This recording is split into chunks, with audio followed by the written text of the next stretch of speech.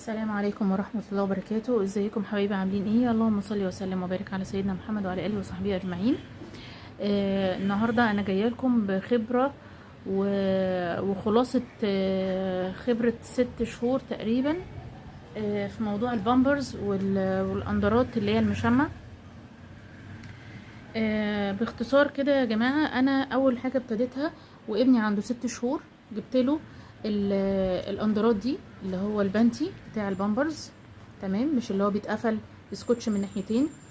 لاني من اول 6 شهور كده اما البيبي بيبتدي يقعد فبيبقى اكنه متحزم كده من ناحيتين، الموضوع ما بيبقاش مريح في القعده. فعشان كده قلت ايه، اجيب الاستيك ده، طبعا حسب وزنه انت بتجيبي طبعا الرقم بتاعه او المقاس. خلاص، ده كان من مولفكس. والحلو كمان في مولفكس ان هو